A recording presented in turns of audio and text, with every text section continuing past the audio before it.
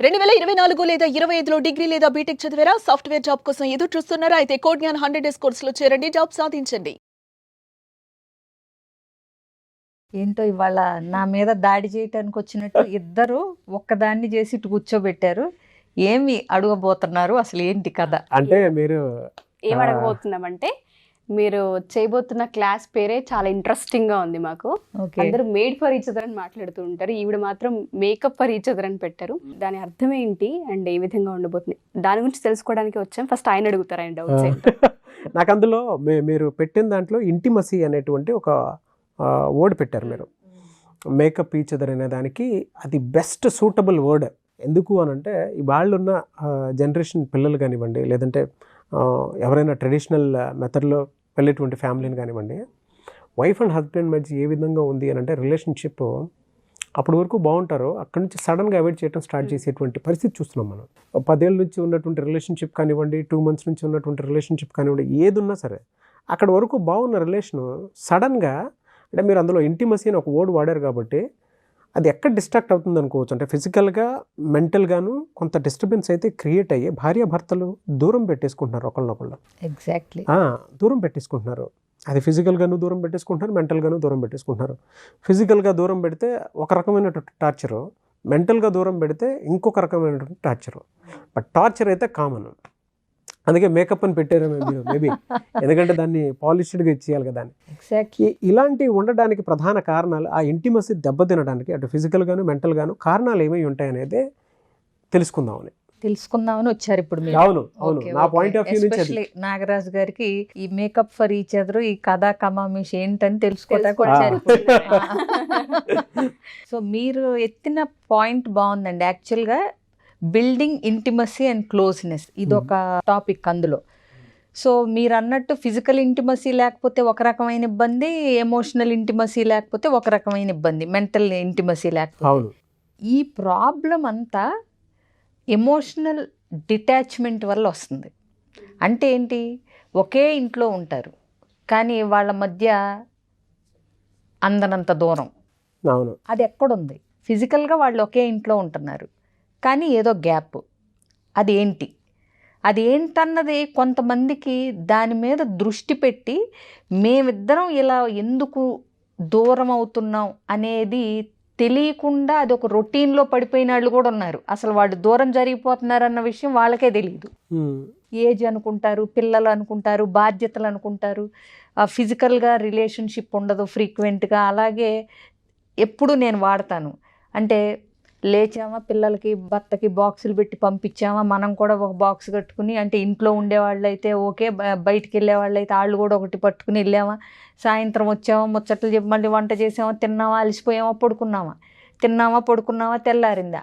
ఈ మధ్యలో ఒక లైఫ్ ఉందని, దానికి ఒక లైవ్లీనెస్ ఉందని, ఒక వైఫ్ అండ్ హస్బెండ్ ఉండటానికి బోత్ ఫిజికల్లీ అండ్ ఎమోషనల్గా క్లోజ్గా ఉండటానికి ఒక పద్ధతి ఉందని కూడా మర్చిపోయేంత బిజీలో పడిపోయారు. అవును, వాళ్ళకి ఏ గొడవలు రావు చాలా మందికి, కానీ ఒక యాంత్రిక జీవనం, బాధ్యత ఉంటుంది, అందులో ప్రేమ ఉంటుంది, కానీ దూరం కూడా ఉంటుంది. ఇది తెలియనంతగా వాళ్ళ జీవితాలు యాంత్రికంగా, మెకానికల్గా, రొటీన్గా అయిపోయినాయి. ఇది ఏంటంటే ఆ ఎమోషనల్ డిటాచ్మెంట్ వల్ల ఎవరికి ఎవరితోనూ పని లేదు. ఇవాళ రేపు ఉండటానికి ఇల్లు, డబ్బులు, ఒక ఫోను ఉంటే చాలు, పక్క మనిషితో పనే లేదు. అవును, అఫైర్స్ కూడా స్టార్ట్ అవడానికి అవే రీజన్ కింద కన్సిడర్ అవుతాయి డెఫినెట్గా. సో ఇక్కడ ఇంటిమసీ అనేది ఎప్పుడు వస్తుందంటే ఆ ఎమోషనల్ అటాచ్మెంట్, ఇది ఆ ఎమోషనల్ కనెక్షన్, అది బిల్డ్ చేసుకున్న రోజునే రిలేషన్షిప్లో ఒక లైవ్లీనెస్, ఒక స్పార్క్. కొంతమందిని చూడండి, వాళ్ళు వేసుకునే చెణుకులు, జోకులు ఎప్పుడూ కూడా లవ్ మ్యారేజా లేకపోతే కొత్తగా పెళ్ళైన వాళ్ళలాగా ఉన్నారు ఇంకా వాళ్ళు అనిపించేట్టుగా ఉంటారు, పెళ్ళై 30 ఏళ్ళైనా. అవును, కొంతమంది చూడండి పెళ్ళై 4 ఏళ్ళైనా ఏదో అమ్మమ్మల్లాగా, అంటే ఎవరి పని వాళ్ళు చేసుకుంటా ఏటో పోతూ ఉంటారు. అవునా? దీనికి కారణం వాళ్ళ మధ్య ఉన్న ఎమోషనల్ అటాచ్మెంట్. పెళ్ళై 50 ఏళ్ళైనాక ఫిజికల్ అటాచ్మెంట్ కూడా అంత ఉండకపోవచ్చు, బట్ స్టిల్ వాళ్ళల్లో ఆ స్పార్క్ ఉంటుంది. నేను ఎప్పుడు ఆ స్పార్క్ అనే వర్డ్ వాడతాను. అంటే ఏంటి, ఆ ఒక లైట్నింగ్, ఒక మెరుపు ఉంటుంది వాళ్ళ దానిలో. ఇక్కడ మీరు అబ్జర్వ్ చేస్తే వీళ్ళు ఫైట్ చేసుకోరా అంటే అదేం లేదు. Happy couples also fight. But they know how to turn back. వెనక్కి తిరిగి ఆ ఫైట్ని ఎట్లా రిపేర్ చేసుకోవచ్చు, ఎలా మళ్ళీ మాట కలుపుకోవచ్చు, ఎలా ఇంకొకసారి ఇదే విషయం మీద ఫైట్ రాకుండా చేసుకోవచ్చు అనేది ఆ రిపేరింగ్ స్కిల్స్ ఉంటాయి వాళ్ళకి. ఎలా అండి అసలు ఆ బ్యూటీ ఏ విధంగా దెబ్బతింటది అసలు, అటు ఫిజికల్గాను మెంటల్గాను?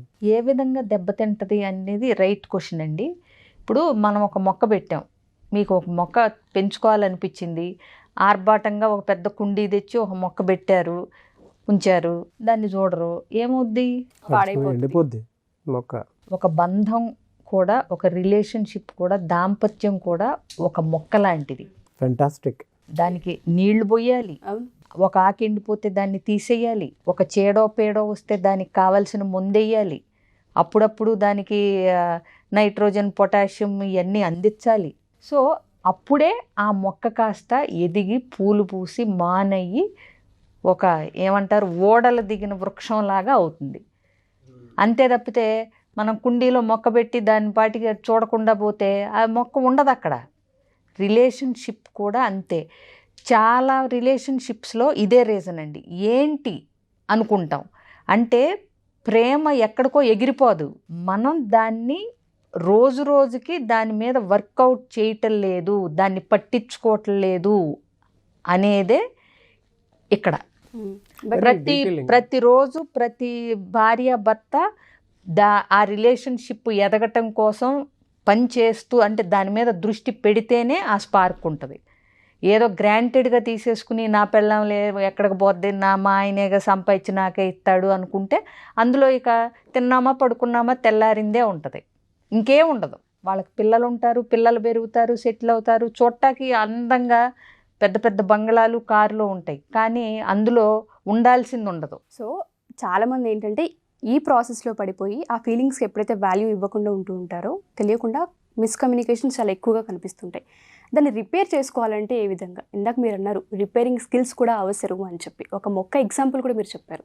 దీన్ని ఏ విధంగా సరి చేసుకోవాలి అంటారు? సరి చేసుకోవాలి అనే అసలు ఆలోచన వచ్చింది అంటేనే వాళ్ళు సవ్యమైన మార్గంలో థింక్ చేస్తున్నారని అర్థం.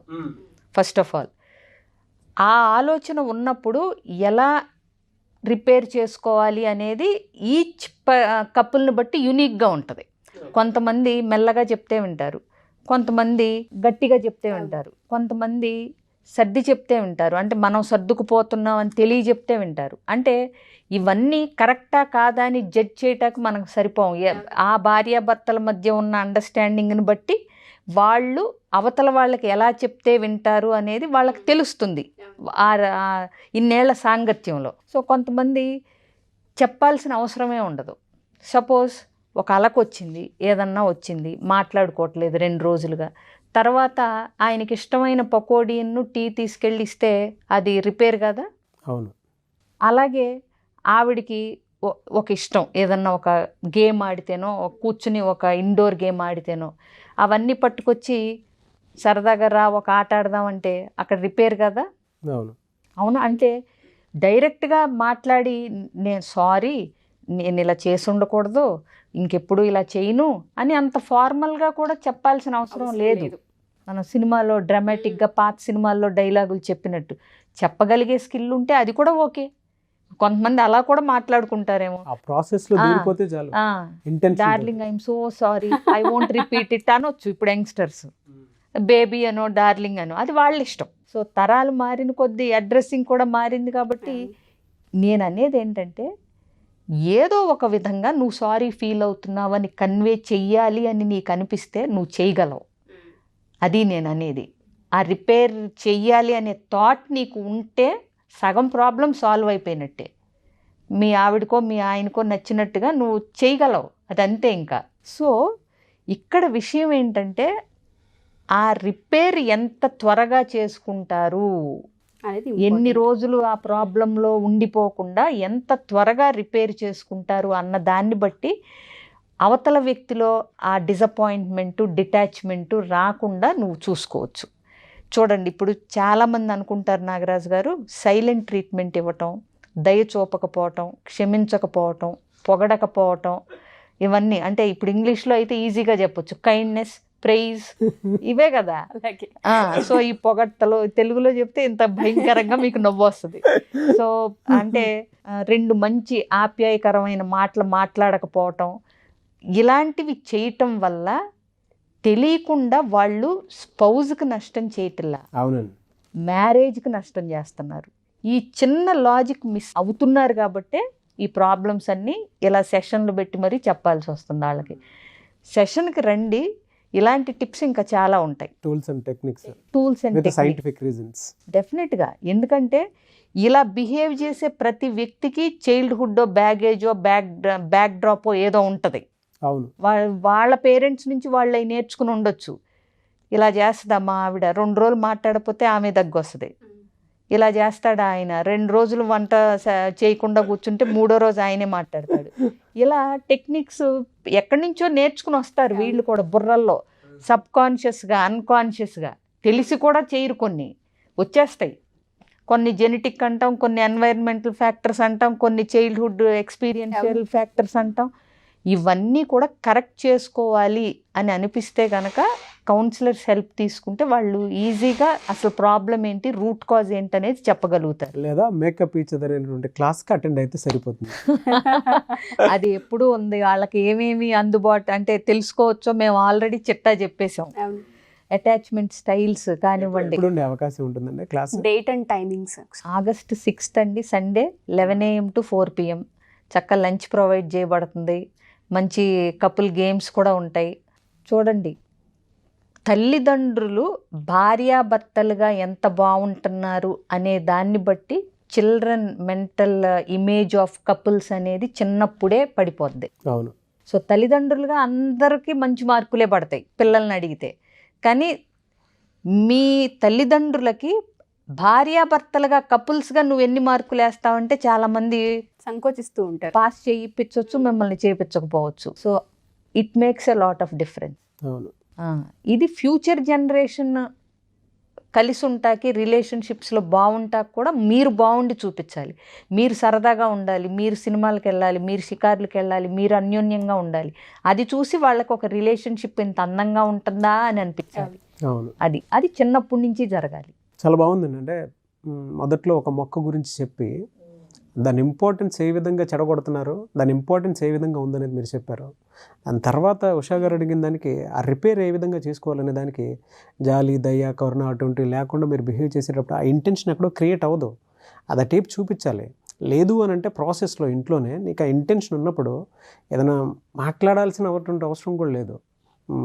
ప్రేమ చూపించుకోవాలి అనుకుంటే కొన్ని టచ్తో చెప్పవచ్చు, డైరెక్ట్గా కూడా భారతీయుడు సినిమా ఉంటుంది చూడండి, ఒక చూపు చూస్తే చాలు కమల్ హాసన్ లాగా ఆవిడ అర్థం చేసుకోవాలంటుంటారు ఆ సినిమా అంతా. సో అర్థం చేసుకునే వాళ్ళకి లెవెల్ ఆఫ్ అండర్స్టాండింగ్ ఉన్న వాళ్ళకి ఆల్వేస్ వర్డ్సే మీడియా అవ్వక్కర్లేదు. చూపులు అవుతాయి, జెస్చర్స్ అవుతాయి, సైగలు అవుతాయి. అవునా? కన్నులే మాట్లాడుకుంటాయి. సో ఇవన్నీ అక్కడి నుంచి వచ్చినాయే కదా. సో ఇవన్నీ ప్రేమికులుగా ఉన్నప్పుడు బాగా కమ్యూనికేట్ అవుతాయి, భార్యాభర్తలైనాకే అన్ని అటకెక్కుతాయి. అక్కడే వచ్చింది ప్రాబ్లం అంతా. ఎపిసోడ్ లోనే ఇంత ఉందంటే 10 రోజు సెషన్ మొత్తం ఏం చెప్తారనేది ఎక్సైటింగ్ గా ఉంది మాకు కూడా. రోజు చూసి రోజు మాట్లాడే మాకి ఓహో ఇంత ఉంటుందా ఈ రిలేషన్ లో అని అనిపిస్తూ ఉంటుంది. True, very true. Anyways I wish you all the best and thank you so much Vijaya Peddana garu. And నాకున్న డౌట్ క్లారిఫై చేయడానికి అసలు క్లాస్లో ఏముంటుందని అంటే దానికి అంత డీటెయిలింగ్గా చెప్పినందుకు కూడా థ్యాంక్ యూ సో మచ్. అందుకే దానికి చక్కగా మేకప్ ఫర్ ఈచ్ అదర్ అని పెట్టాం. అంటే ఒకళ్ళ కోసం ఒకళ్ళు సంసిద్ధంగా తయారవ్వటం. అవును. రిలేషన్షిప్ అనే ఒక మొక్కని వృక్షాన్ని చేసే బాధ్యత ఇద్దరు తీసుకుని ఎలా దాన్ని పెంచుతారు, ఎలా తయారు చేస్తారు అనేది విషయం స్థూలంగా. Thank you. So lock your date on August 6th. Wife and husband ఇద్దరూ కలిసి వస్తే ఇంకా బాగుంటుంది. ఎందుకంటే ప్రపంచాలు అనేవి చిన్నగా తెలియకుండా కొంతమందికి 6 months ఉంటుంది. అవును. స్పెషల్లీ అండ్ ఇంకోటి ఏంటంటే చాలా మంది అనుకుంటూ ఉంటారు ఆఫ్లైన్ సెషన్ అనగానే ప్రైస్ దగ్గర ఆగిపోతుంటారు. బట్ మనం ఈ క్లాస్ కి పెట్టింది మేబీ నాగరాజ్ గారికి తెలియకపోయినా చాలా తక్కువ ప్రైస్, మినిమల్. ఓకే, ఇప్పుడు సినిమా రేట్లే పెరిగిపోయి ఉన్నాయి, సినిమా థియేటర్ అదే టికెట్స్ రేట్సే. వాటితో కంపేర్ చేసి చూస్తే మీ జీవితం డబుల్ ట్రిపుల్ మిమ్మల్ని మీరు అందంగా తీర్చిదిద్దుకోవాలి అనుకుంటే మేకప్ ఈచ్ అదర్ అనేటువంటి ప్రోగ్రామ్కి మీరు అటెండ్ అవ్వచ్చు. వైఫ్ అండ్ హస్బెండ్ అయినా పర్లేదు. వైఫ్ ఒకవేళ ఆ రిగ్రెట్ ఫీల్ ఎక్కడైనా ఉంది అని అంటే దాని నుంచి బయటపడాలి అనుకున్నా కూడా, ఫర్గివ్నెస్లోకి మీరు రావాలి అనుకున్నా కూడా ఈ సెషన్ చాలా బాగా ఉపయోగపడుతుంది. ఇందాక ఎగ్జాంపుల్ చెప్పారు కదా విజయ్ పెద్దనా గారు, ఆ విధంగా మిమ్మల్ని మీరు రిపేర్ చేసుకోవడానికి ద బెస్ట్ టూల్ ఈ class. I wish you all the best. Attend అవ్వాలనుకుంటే స్క్రీన్ మీద కనిపిస్తున్న కాంటాక్ట్ నెంబర్కి కాల్ ఆర్ మెసేజ్ వాట్సాప్ చేసి ఎన్రోల్ చేసుకోండి. Thank you so much.